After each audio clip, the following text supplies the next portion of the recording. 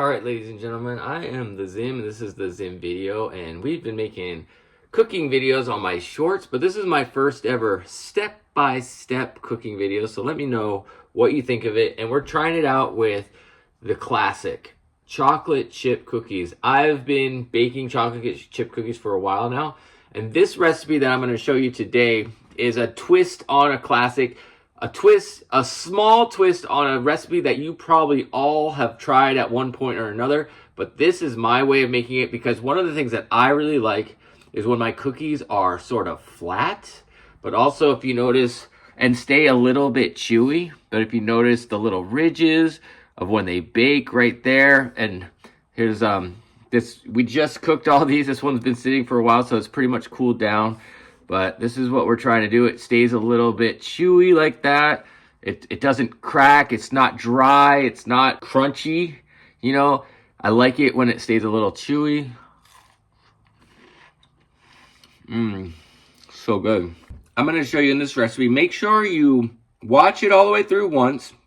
Get everything ready. And then you can watch it again when you're ready to make it. And pause it as you go along for a little step-by-step. For me, the key for me in this recipe is the amount of flour. You do not want to use more flour than is recommended. That's the key. That's what I've noticed. If you use more flour, your cookies will round up. They'll get thicker. They'll get crunchier. So with this recipe, use the amount of flour that we do in this recipe, and your cookies will turn out just like this, hopefully. All right, let's go. All right, the ingredients you're gonna need for this recipe: 2 cups of flour, 1 teaspoon baking soda, 1 teaspoon salt, 2 sticks of butter, 3/4 cup packed brown sugar, and 3/4 cup granulated sugar, 1 teaspoon vanilla, which we'll pour in a second, 2 large eggs, and of course, 2 cups of chocolate chips.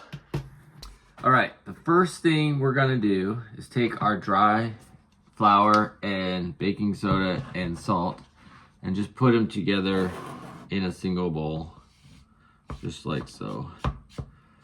That's all we need to do there, and we'll come back to that a little bit later. So the flour, baking soda, and salt is in a bowl together. Maybe stir it up a little bit so it's nice and mixed together, because we're gonna pour this into our batter in 2 segments as we work. The next thing we're gonna do, take our butter, and we need to soften it. The way that I soften my butter, I'll take a bowl, just put it in a bowl, and I put it in the microwave. We're gonna put in a separate bowl. I do all my mixing by hand. I don't have any electric mixing, so that may affect the outcome of the recipe. Those of you that cook on the regular probably know that mixing with your hand versus mixing with the electronic devices affects the way the consistency of batter and things happen. All right, so we'll just put sugar in one bowl. Sugar.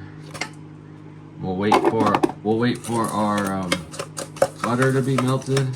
So can you see that there? That's typically the consistency of the butter that I use. And you know, it is hot, so sometimes heat can affect the nature of the recipe. So keep that in mind as you develop your cooking. But it doesn't seem to, I don't know. They want it to be, they say room temperature, or what do they say? Softened butter, but I just melt it. That's what I do. Put it in here. Go ahead. I'm gonna start mixing it a little bit. 1 teaspoon, I have my measuring cups. 1 teaspoon vanilla in this mix. 1 teaspoon vanilla. And then mix that up. If there's any lumps, I press them against the wall of the bowl as I see them to break them up. The sugar sometimes stays together. That's probably pretty good. Is that pretty good? All right. Add egg 1 at a time, beating well after each. So we're gonna add the 2 eggs 1 at a time. start with 1 egg. Here we go. Egg number 1. Egg number 2.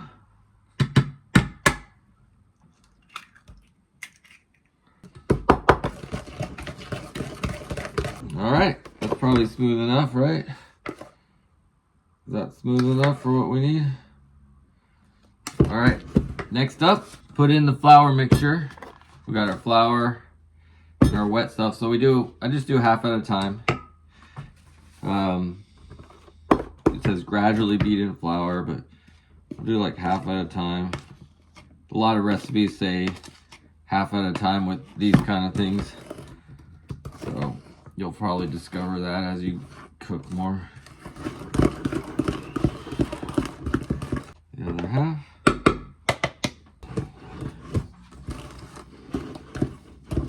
That's our batter without the morsels. It should be sort of still wet. What I've discovered about this recipe is the amount of flour. Exactly 2 cups. Do not be generous with your flour. In fact, you might even be a little conservative if you're just slightly under 2 cups.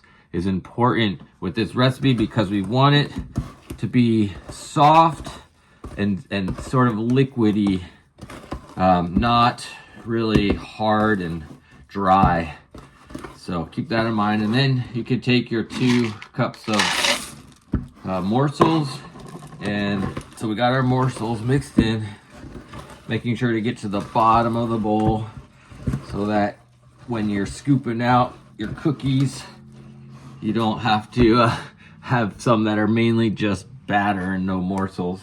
All right, now it's time to put them on the cookie sheet. We preheat the oven to 375. So that should be already gone, while you're mixing. Your ovens should be preheated.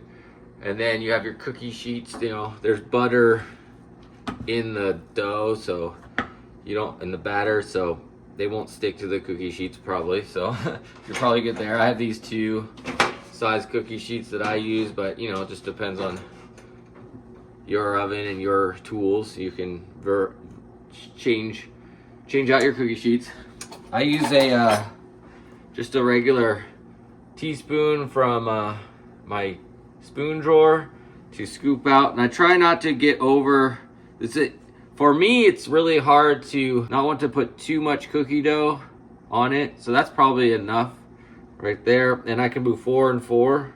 I've done it a bunch on these cookie sheets, so there's stains. So that looks pretty good right there with the amount of cookie dough to put.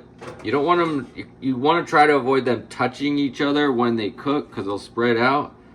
So again, about that much. It's probably pretty good, not too much. I mean, smaller is almost better.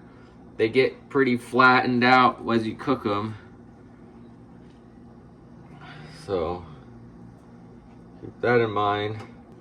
All right, we have our 16 cookies ready to put in the oven. Here is the very critical part.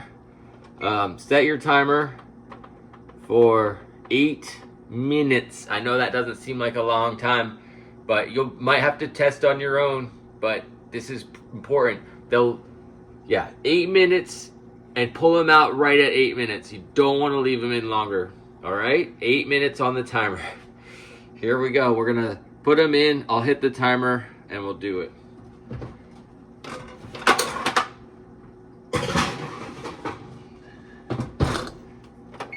All right, 8 minutes is about to be up. 12 seconds. Pull them out right at 8 minutes, at least with my setup. So here we go. 5, 4, 3, 2, 1. 8 minutes. All right.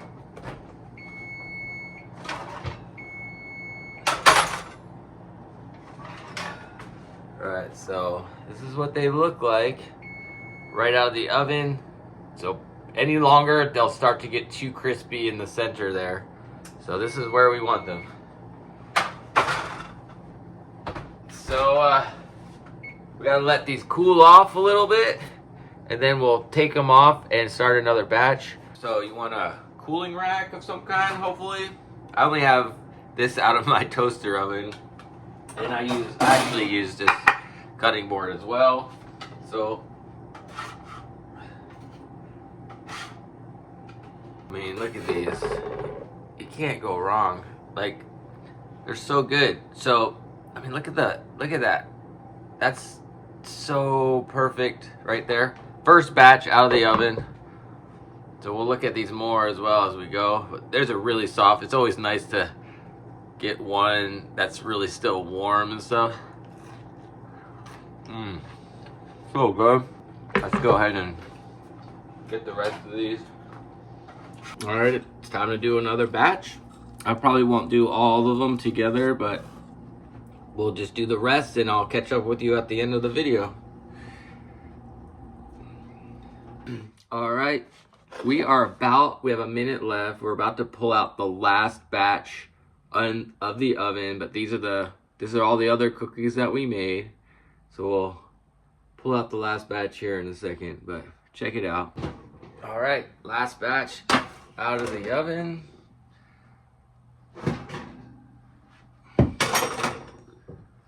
All right, ladies and gentlemen, thanks for watching. This was my take on a classic cookie recipe. Little twist, subtle twist. If you know the difference, let me know in the comments, or feel free to ask me any questions you have based on my recipe and what we're making here. But I appreciate you watching, and hopefully we'll do more baking and cooking shows in the future. Peace.